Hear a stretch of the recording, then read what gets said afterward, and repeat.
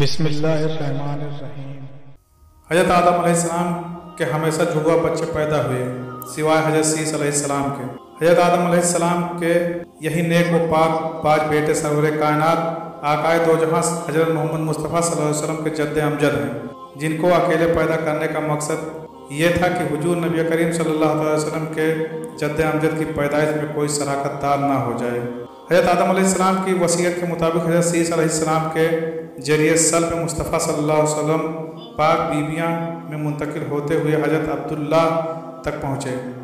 امام بحقی حضرت عبداللہ بن عباس سے روایت کرتے ہیں کہ نبی کریم صلی اللہ علیہ وسلم نے فرمایا، میں زمانہ جاہلیت کی کسی برائی سے متولد نہیں ہوا، حتیٰ کہ میں ہمیشہ اسلامی نکاح سے ہی پیدا ہوا۔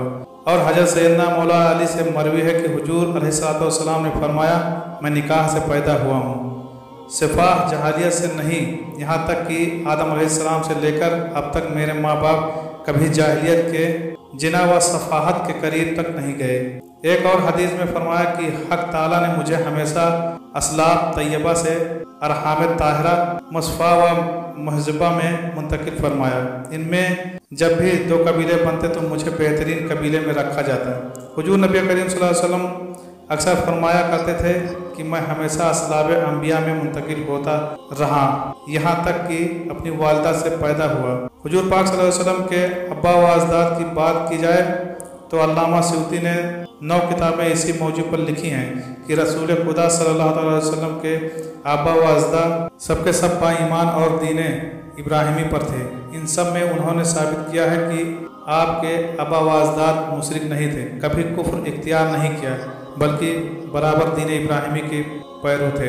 حضور پاک صلی اللہ علیہ وسلم کی حدیث مبارکہ ہے کہ اللہ پاک نے حضرت اسماعیل علیہ السلام کی اولاد میں سے کنانہ کو برگزیدہ بنایا، اور کنانہ سے قریش کو، اور قریش سے بنی ہاشم، اور بنی ہاشم میں مجھ کو برگزیدہ بنا فرمایا۔ روایت ہے کہ نبی کریم صلی اللہ علیہ وسلم کے والد حضرت عبداللہ بہت حسین و جمیل تھے، ان کے حسن کا چرچا پورے عرب میں مشہور تھا۔ چرچا ہوتا بھی کیوں نہ، آخر والضحیٰ کے چہرے والے مصطفیٰ صلی اللہ علیہ وسلم کے باپ جو بننے والے تھے۔ قریش کی عورتیں حضرت عبداللہ کے حسن و جمال کی طالب بن کر سر راہ نکلا کرتی تاکہ ان کو اپنی جانب متوجہ کر سکیں۔ اہل کتاب بعض نشانیوں اور علامات سے یہ جان چکے تھے کہ نبی اکرم حضرت محمد مصطفیٰ صلی اللہ علیہ وسلم کا وجود گرامی حضرت عبداللہ سلب میں ودیت ہے، اسی لیے وہ حضرت عبداللہ کی جان کے دشمن ہو گئے۔ اصل میں وہ چاہتے تھے کہ جیسے انہی کے خاندان میں نبی ہوتے آئیں، اب بھی ایسا ہی وہ اور آخری نبی بھی انہی کی نسل سے ہوں، اس لیے انہوں نے حضرت عبداللہ کو شہید کرنے کا منصوبہ بنایا۔ ایک دن حضرت عبداللہ شکار کے لیے تشریف لے گئے تو اہل کتاب کی ایک بہت بڑی جماعت شام کی جانب سے تلوار سونت کر حضرت عبداللہ کے قتل کے ارادے سے نمودار ہوئی۔ حضور اکرم صلی اللہ علیہ وسلم کی والدہ ماجدہ کے والد حضرت وہب بن مناب بھی جنگل میں موجود تھے۔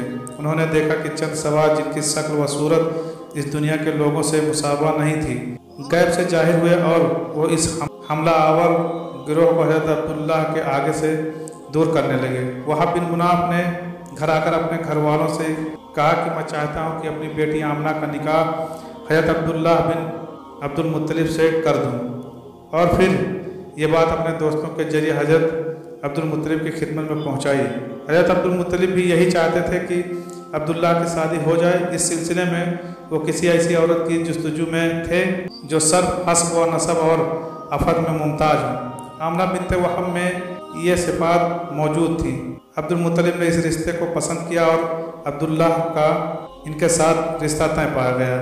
اس رشتے کے بعد اور نکاح سے پہلے حضرت عبداللہ کو بہت سے عجیب واقعات کا سامنا کرنا پڑا، جس میں بہت سی غیر عورتوں نے آپ سے ناجائز تعلقات، جبکہ کچھ نے تو نکاح کرنے کی بھی سر توڑنا کام کوشش کی۔ ایک دفعہ خانہ کعبہ کے پاس کھڑی ایک عورت کے پاس سے حضرت عبداللہ گزرے تو وہ ان کا حسن دیکھ کر آپ پر فدا ہو گئی۔ بنی اسد کی یہ عورت آپ کو ڈھونڈتے ڈھونڈتے آپ کے گھر پہنچ گئی اور آپ سے کہنے لگی، میں آپ کو 100 اونٹ تحفے میں دوں گی اگر آپ مجھ سے نکاح کر لیں۔ حضرت عبداللہ نے اس کو صاف انکار کر دیا۔ مکہ کی ایک خوبصورت عورت جو کاہنہ ہونے کے ساتھ ساتھ تورات اور انجیل کی عالمہ بھی تھی، جب حضرت عبد المطلب رضی اللہ تعالیٰ عنہ اور حضرت عبداللہ کو لے کر बागरज निकाह कबीले बनु जहरा रवाना हुए तो रास्ते में उस औरत यानी फातिमा समैया से मुलाकात हुई। फातिमा ने हजरत अब्दुल्ला रज़ियल्लाहु तआला अन्हु की पेशानी में नूर मोहम्मदी सल्लल्लाहु अलैहि वसल्लम चमकते देखा तो फौरन सब कुछ भांप कर उस नूर पर हजार जान से फिदा हो गई और हजरत अब्दुल्ला रज़ियल्लाहु तआला अन्हु को निकाह का पैगाम दिया। हजरत अब्दुल्ला रज़ियल्लाहु तआला अन्हु ने जवाब दिया, अभी तो हम जा रहे हैं, वापसी पर तुझसे बात होगी।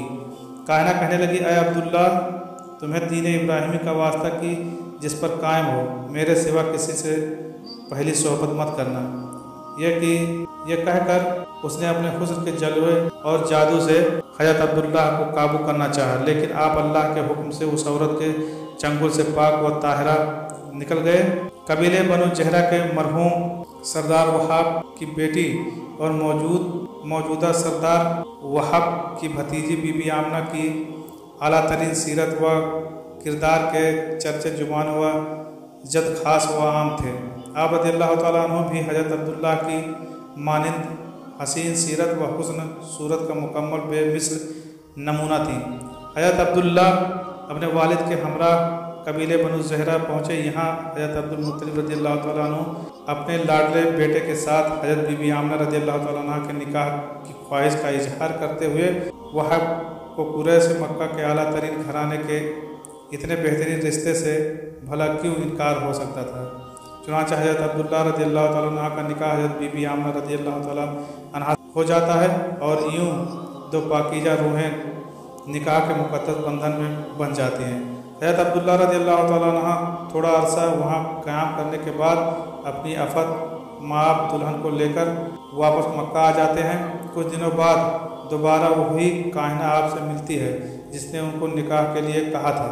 हबास औरत ने हजरत अब्दुल्ला की पेशानी में वो नूर मुबारक न पाया तो चीखने चिल्लाने लगी। वो इनसे कहने लगी कि पहली मर्तबा मेरे पास से जाने के बाद तुमने किस औरत से सोहबत की है? आपने फरमाया, हाँ, मैंने बीबी आमना बिनते वहब से निकाह और जफा किया है। वो औरत कहने लगी, अब मुझे तुमसे कोई सरोकार नहीं, मैं तो उस नूर मुबारक की ख्वाहिशगार थी जो तुम्हारे पेशानी में जलवा अफरोज था, अब दूसरे के नसीब में चला गया है।